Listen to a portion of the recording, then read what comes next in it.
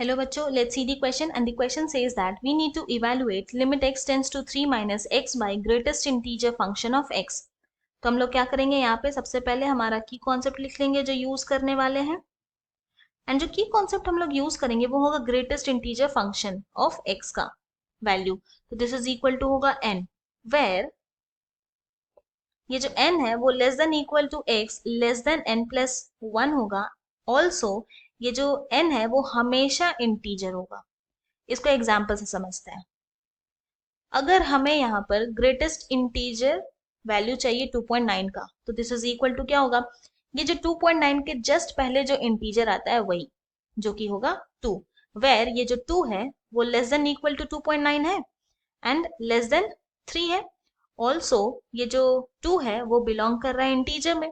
Now अगर हमें यहाँ पर किसी इंटीजर का ग्रेटेस्ट इंटीजर वैल्यू चाहिए, तो ये जो इंटीजर है वही हो जाएगा उसका वैल्यू, वेर ये जो 4 है वो less than equal to 4 less than 5 है एंड ये जो 4 है वो बिलोंग कर रहा है इंटीजर में।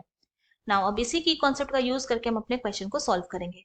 तो यहाँ पर हमें limit x tends to 3 minus x by greatest integer function of x का वैल्यू चाहिए।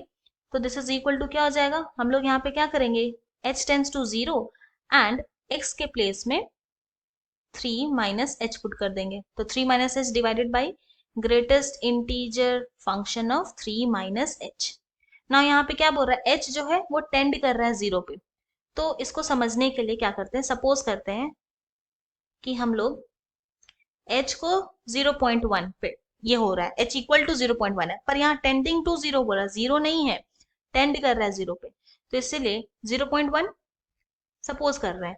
फिर क्या करते हैं, यहाँ पर अब ग्रेटेस्ट इंटीजर वैल्यू क्या आएगा, 3 माइनस 0.1 का, ये तो this is equal to greatest integer of 2.9 होगा and this is equal to क्या होगा, 2.9 के जस्ट पहले जो इंटीजर आता है वही, जो कि है 2।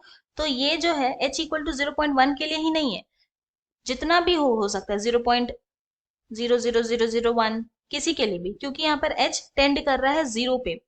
यहाँ पे 1 नहीं हो सकता, 2 नहीं हो सकता, सिर्फ 0 के आसपास का ही नंबर हो सकता है। तो इसीलिए यहाँ पर अब greatest integer function of 3 minus H का जो वैल्यू होगा वो होगा 2, क्योंकि यहाँ पे h टेंड कर रहा है 0 पे।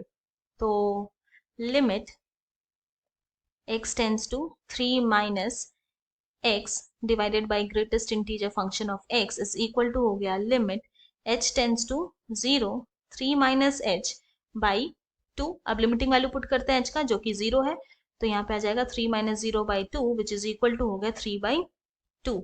यही हमें चाहिए था। तो हेंस हम लोग बोल सकते हैं कि limit x tends to 3 minus x by greatest integer function of x is equal to आ गया 3 बाई 2। ये हमारा फाइनल सोल्यूशन है। I hope you have understood it well.